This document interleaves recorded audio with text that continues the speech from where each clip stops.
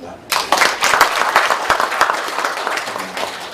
조금 전에 인사 말씀을 하신 김진현 전 장관님, 지금 이사장님을 맡고 계신데, 우리 김진현 이사장님을 비롯한 우리 대한민국 잘 되기를 항상 바라시고 또 걱정하시고 또 잘 되기를 노력하시는 오늘 이 자리에 모이신 각 단체 회장님, 또 여러 우리 한국을 발전을 기원을 위해서 노력하시는 여러 석학님들, 각 단체 기관의 회장님들, 이른 아침에 반갑습니다.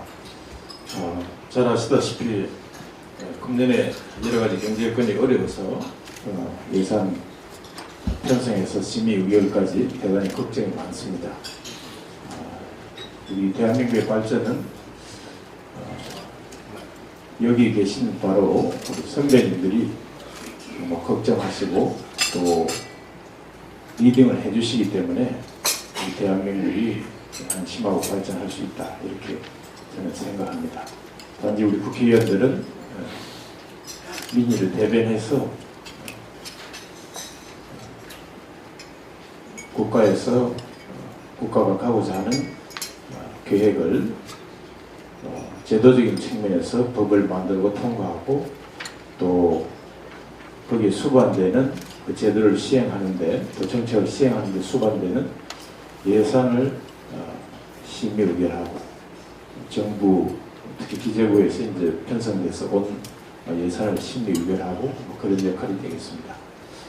간략하게 오늘 제가 말씀을 드리겠습니다. 오늘 저희가 국회 예산처로부터 아침에 또 보고받는 회의를 급하게 또 잡았고, 그제 일요일날 저희가 아침 8시부터 12시까지 온 그 당정 대책회의를 예산 문제 때문에 기재부 장관 차관 예산실장 이렇게, 또 우리는 정책의장 간사 이렇게 몇 사람 모여서 했고, 이번 일요일도 또 이번 일요일 저녁에 다시 모여서 저녁 8시부터 밤 12시까지 아마 정책 협의를 좀 하려고 합니다. 그래서 돈은 많은데 어떻게 짤지 많은 고민을 하고 있습니다.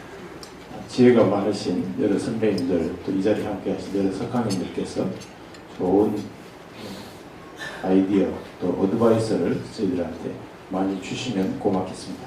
오늘 그리고 설명드리는 자료는 저 개인적인 생각이라기보다는 현재 정부의 대략적인 예산에 대한 규모 생각하고 있는 거 하고, 또 그 재정 운용 방향에 대한 정부의 시각을 기초로 해서 이 자료가 마련되어 있다 하고 말씀을 드리겠습니다.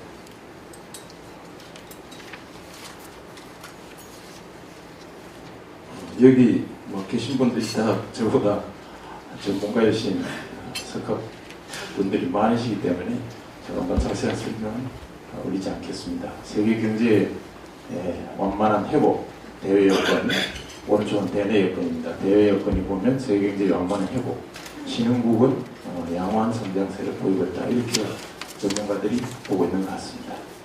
미국은 회복세가 지속되고 있다. EU는 경기 부진이 지속되고 있다. 또 이제 불확실성의 시대, FED에서 양적 완화 축소 불안, 또 일본에서 경기 부양착 실패에 대한 우려, 미국의 그 채무 한도 증액 협상 표착, 이런 것들이 불확실성의 확대로 이렇게 크게 보고 있는 세 가지 큰 요소인 것 같습니다. 대내 여건은 저성장 흐름이 지속되고 있다. 그래서 소매 판매 부진 8분기 1년에 4분기로 되어 있으니까 2년치죠. 금년 전반기 정도까지, 작년 거 하고 금년 한 전반기 정도까지 계속 0%대 성장인데 이제 조금 나아지고 있다고 이야기합니다. 수출 증가세가 주춤하고 설비투자 부진, 또 하방위적 위험이 점증하고 있다 해서 이런 자본 유출 확대로부터 그 한계 기업 증가 우려에 이르기까지 이런 요소들이 있다, 이렇게 전망을 정부에서는 하고 있습니다. 민생 여건은 고용 증가세가 상당히 둔화되고 있다 이렇게 지금 보고 있고요. 지금 뭐 IT 산업 발전하고 과거와 오늘날의 그 발전 패턴이 틀려가지고 양상이 너무나 틀려가지고 경제는 성장하는데 고용은 증가하지 않고 있다 이런 얘기를 합니다. 노동시장 구조 개선이 미흡하다 해가지고 이 자영업자 비중하고 OECD하고 대비해서 비정규직 그 한국의 비중을 이렇게 담아놨습니다. 그래서 자영업자 비중이 한국이 한 28.2%라고 이야기를 합니다. 그리고 비정규직 비중이 34.2%인데 OECD 평균이 한 12.5% 된다고 합니다. 가계 소득 증가율은 둔화되고 있다고 이야기를 합니다. 그래서 2012년 1사분기에서 6.1%에서 지금 2013년 1사분기까지 기준을 해서 보면 1.10%로 이렇게 둔화되고 있다. 그다음에 생계비 부담은 지속적으로 계속 지속되고 있다. 그래서 농축산 우리 장 대표장님 농산 우리 장관님도 계시지만은 한 24% 이렇게 가격이 상승된 걸로 이렇게 나와 있습니다. 석유류도 한 28.7%, 가공식품이 한 12%, 개인 서비스 한 7% 이렇게 주요 품목이 가격이 상승되고 있다고 합니다. KDI에서 금년 6월에 초에 이 전문가들하고 일반 국민하고 서베이를 했던 모양입니다. 그래서 전문가 입장은 가장 중요시 여기는 것이 역시 파일을 키워야 한다 하고 보는 것 같습니다. 경제 활력 회복이 먼저다 하는 것이고 일반 국민들은 일단 민생 부담을 좀 많이 줄여주면 좋겠다 하는 것이 가장 큰 요구로 나타났다고 이야기합니다. 재정 운용 여건은 세입은 금년 대비해서 내년에 좀 더 나아지기를 희망하고 있는 겁니다. 호전 전망을 하고 있다고 합니다. 경기 여건 등에 따른 불안정성이 지속이 될 거다. 세출은 고령화가 진행되고 그래서 복지 지출이 증가되고 이건 이따가 제가 조금 더 자세히 설명을 드리겠습니다. 일자리 창출, 취약계층 지원 이렇게 계획을 세우고 있습니다. 내년도 예산 편성 방향이 되겠습니다. 금년에 한 342조 예산이 편성되었다고 합니다. 근데 6월 말일 2월 30일자 기준으로 정부 모든 부처에서 기재부에 예산 요구액 들어온 것은 약 364조 정도 들어왔습니다. 6.6% 증가해서 약 22조 정도 내년에 예산 요구가 지금 증가해서 들어와 있습니다. 그래서 기재부로부터 얘기를 해서 보고를 간단히 받았습니다. 대략 한 22조 증액됐는데 이것을 어떻게 이제 조정을 할 건가 하는 고민을 저희들이 가장 크게 하고 있는 부분입니다. 요구 증가율은 2011년에서 내년도 2014년 요구까지 그래프로 아까 말씀드린 대로 2014년이 대개 한 6.6% 정도 이렇게 증가된 걸로 되어 있습니다. 내용은 이렇게 여기 아까 우리 전국 한국유치원연합회 석훈 회장님 누가 계시는데 14세 누리과정하고 고교무상교육 한 2.8조 요 등등 요 두 개만은 아니고 요 등등 해서 한 2.8조 정도 되어 있다고 합니다. 이것도 고민이 많습니다. 고교무상교육을 정말로 지금 그만한 정도 규모로 고교무상교육을 그런 속도로 해나가야 되는지 또 시간을 갖고 조금 더 생각을 해봐서 점진적으로 해야 되는지 그런 고민을 좀 하고 있습니다. 다시 제가 여기서 조금 이 부분을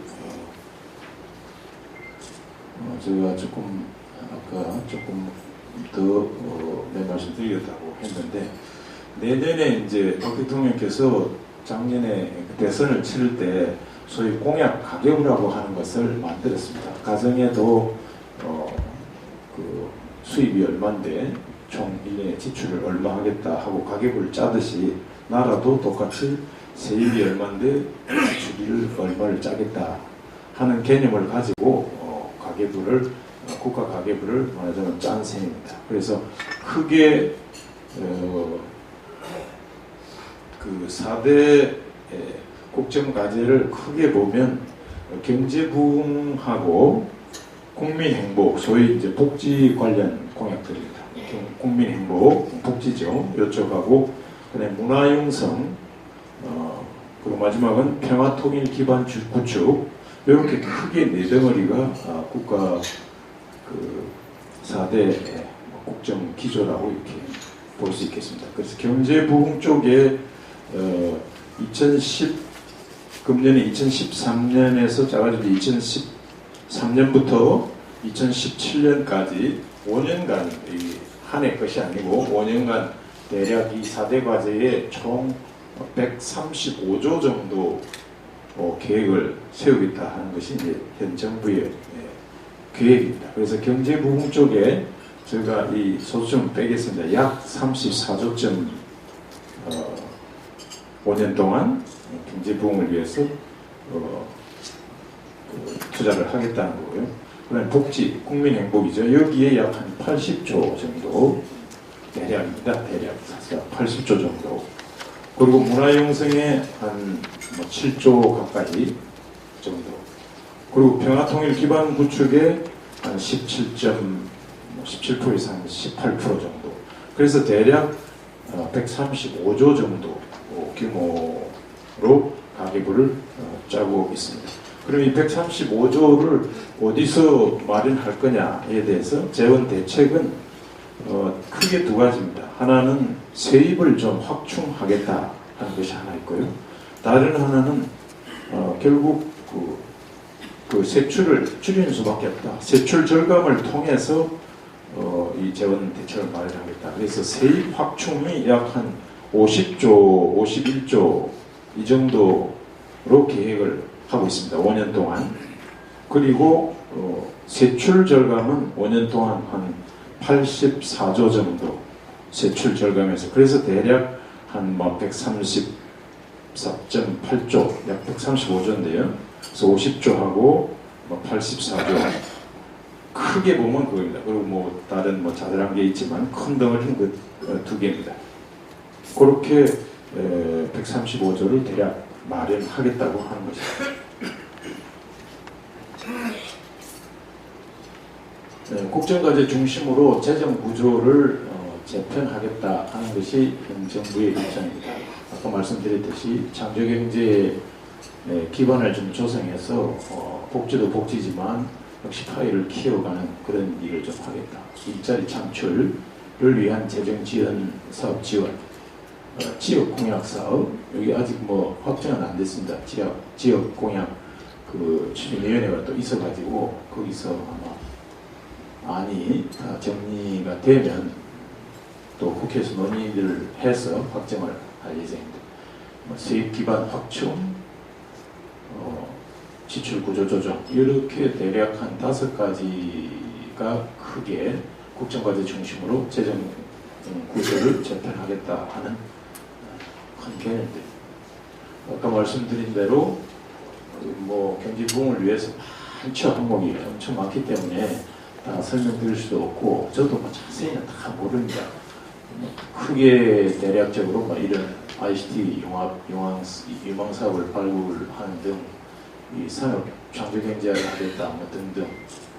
또 이제 복지 쪽은 이런 쪽입니다. 문화융성은 이런 것들이고요. 평화통일 기반 주축은 이런 것들입니다. 제가 하여튼 자료는 우리 이만희 장관님한테 보내드렸으니까 필요하신 분은 보시면 되겠습니다.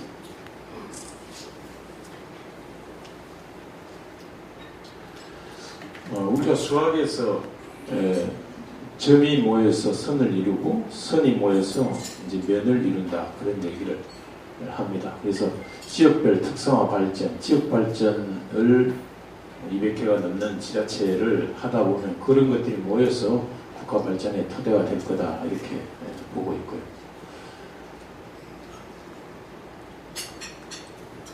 나머지는 읽어 보시면 되지 않을까 싶습니다.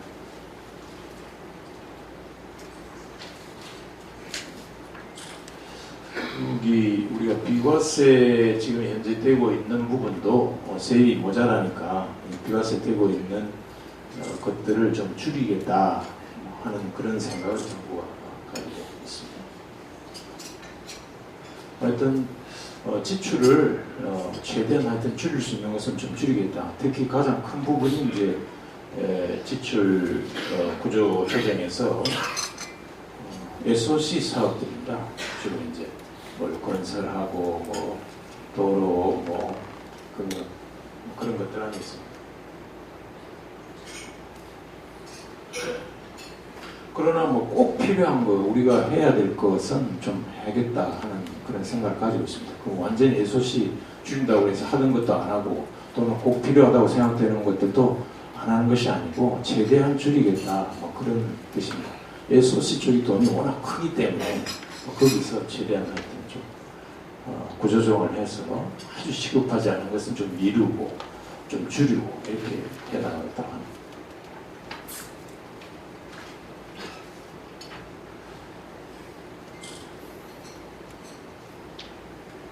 뭐 당연히 국민과 현장과 이렇게 부처 간에 이렇게 잘 협의가 돼야 사회 체제라는 것이 다 그렇지 않겠습니까? 소셜 시스템이라고 하는 게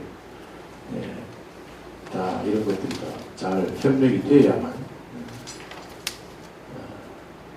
재정을 효율적으로 운영할 수 있다 이렇게 생각합니다. 국회 예산 심의는 뭐 다 여기도 전직 국회의원 하신 분들도 지금 보니까 여러분들이 오셨고 해서 다 잘 아시지만은 정부 예산안 제출 12월 2일까지 할 것이고요. 정부의 시정연설, 그 정부 예산안 제출된 걸 가지고 국회에 오셔서 원래 대통령이 뭐 하는 것이 원칙이지만 실제로는 거의 국무총리가 와서 대독을 하는 식으로 하고 있습니다. 그 소관 상임위에 이제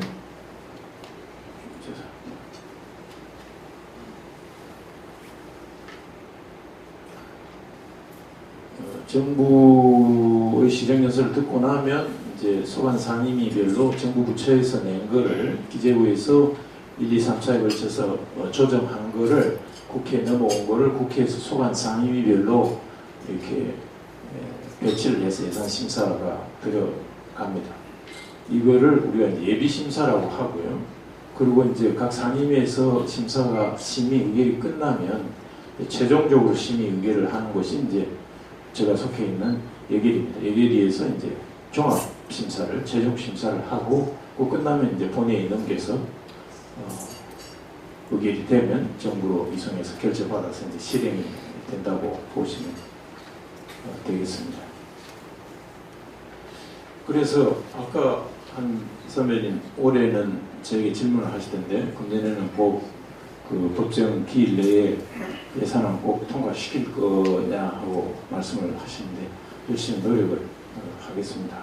장담은 못하지만은 제가 수석을 할 때 18대 말에 12월 8일에 그 회기 중에 한번 간신히 통과시킨 적이 있습니다. 그것도 아마 상당히 몇십 년 만에 그렇게 하지 않았나 싶습니다. 그때 한번 통과시켰는데 원래 헌법에는 12월 2일까지 그래서 약 2달간이죠. 10월 2일에 정부에서 예산안을 국회에 올리면 12월 2일, 12월 2일, 12월 2일까지 헌법에는 예산안을 다 심의해서 의결해서 통과시키도록 하는데 거의 뭐 크리스마스 때 연말 아니면 그 다음 해에 차수 변경을 해서 꼭 1월 1일, 2일까지 그냥 넘어가지고 싸우고 하다가 간신히 통과되고 하는 것이 현실입니다. 근데 하여튼 그 예산은 예산 심의를 하기 전에 예산 심의가 이제 정기국회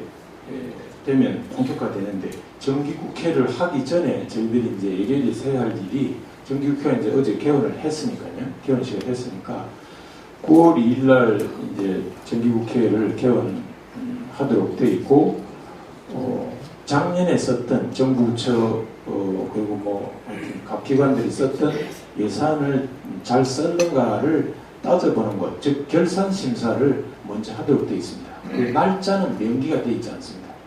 그러니까 정기국회 이전에 하라고 이렇게 되어 있습니다.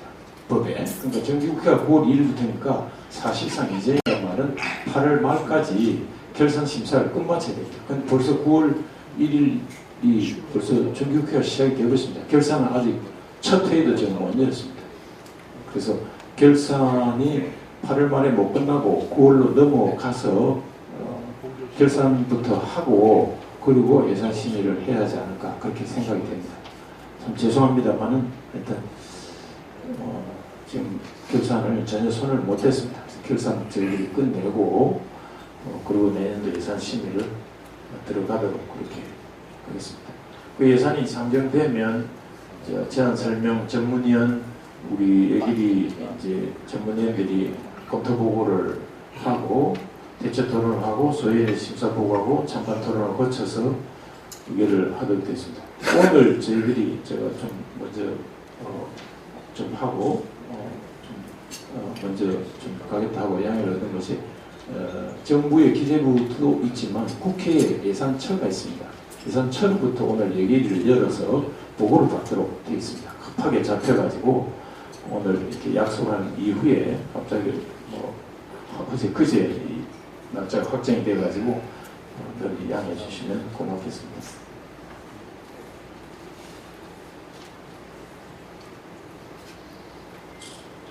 이런 것들이 이제 머릿속에 예산과 관련해서 생각하고 있는 큰 6개 덩어리 들입니다.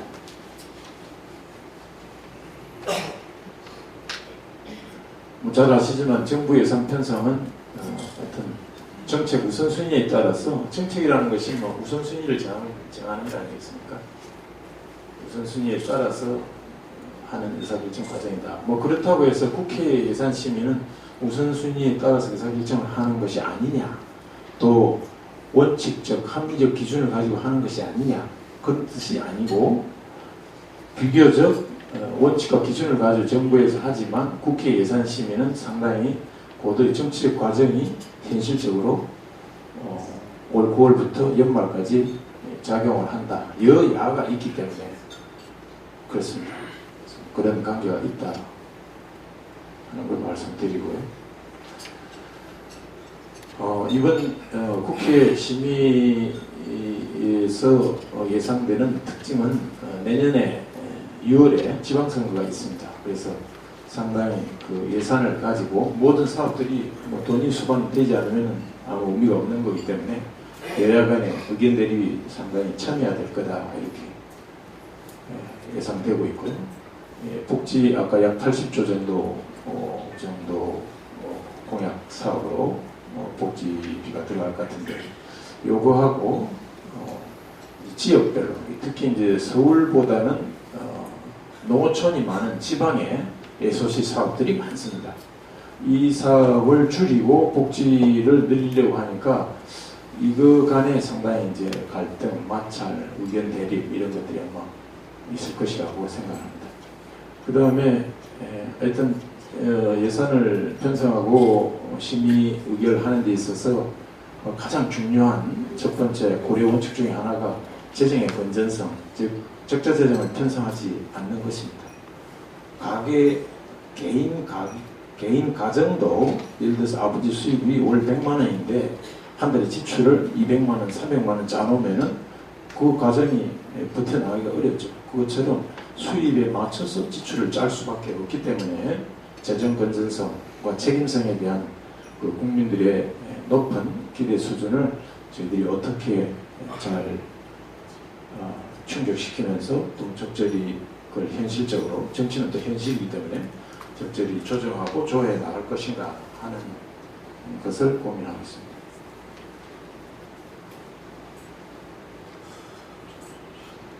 국회 심의 시 4가지 목표는 이렇습니다. 재정의 건전성을 유지한다. 재정 지출 확대 요구를 조정한다. 지금 22조 나왔던 불려서 들어와 있고, 또 예비심사인 상임위별로 예산 심의가 끝나면 제가 17대 보니까 우리 분과에서도 한 3조 정도 예산이 증액이 되더라고요. 그 예결위에 올라가지고 뭐 거의 전부 깎여버리죠. 다. 돈이 없기 때문에, 그 실링이 있기 때문에 거기 맞춰서 할 수밖에 없지 않을까 싶습니다. 그 다음에 예산심의 과정의 투명성과 공정성을 제고한다. 이거 최근에 TV에 여러 차례 나갈 때마다 올해는 위원장님 쪽재산 뭐 안 할 거죠. 그런 얘기를 계속 질문을 언론사마다, TV 언론사마다 뭐 하시던데, 투명하게 해야죠.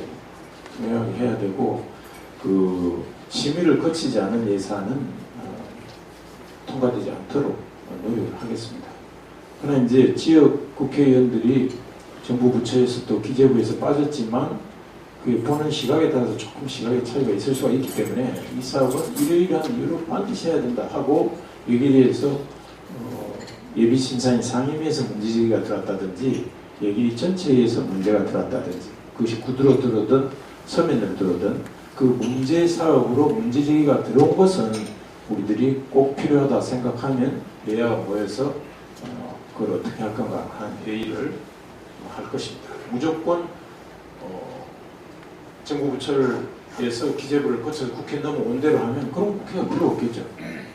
편성은 정부에서 하지만 그것을 조정하는 것은 심의 의결은 역시 국회의 책임이고 또 권한이라고 생각합니다. 그래서 저는 원칙을 가지고 이때 국회에서 최종적으로 조절해서 확정하도록 그렇게 하겠습니다.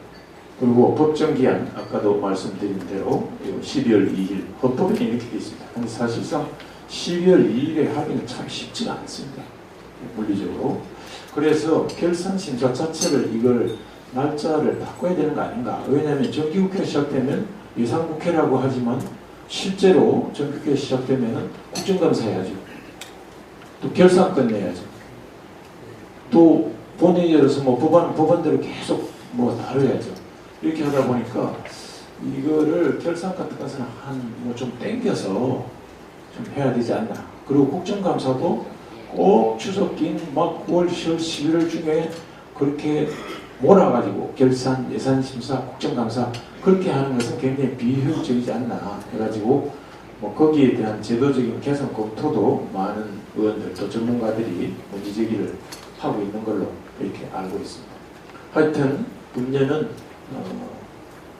법정 기한 내에 꼭 통과되도록 노력을 하고 꼭 12월 2일까지 안 되더라도 정기국회 회기 내에는 지금 정기국회 회기를 확정은 안 했습니다. 대개 한 12월 그 초순 10일 전후로 한 15일 안쪽으로 이 정도로 아마 그 정기국회가 날짜가 대략 협의가 될 것으로 이렇게 전망을 합니다. 그 안에는 꼭 통과될 수 있도록 노력을 하겠습니다. 문제는 이제 여야가 있기 때문에 보는 시각이 서로가 다르고 하기 때문에 그 조절을 이제 얼마나 우리 여기를 잘 해 나가느냐에 따라서 달라진다고 합니다. 열심히 노력하고 또 정치는 여당만 할 수가 없습니다. 아무리 뭐 저쪽에서 좀 여당에서 볼 적에는 억지 주장인 것 같은 그런 주장들을 하더라도 그것을 조정하고 대화하고 또 타협하고 적정 수준에서 그런 여야 합의로 꼭 처리되도록 그렇게 노력을 하겠습니다. 왜냐하면 단독으로 해가지고 본회의에서 통과될 수가 없습니다. 실제로 거의 절반에 가까운 사람들이 다른 생각을 또 우리가 지난 대선 때 봤지만 갖고 있기 때문에 그래서 하여튼 가능하면 여야 꼭 합의로 이렇게 처리되도록 노력을 하겠습니다. 예, 이상입니다. 더 자세한 말씀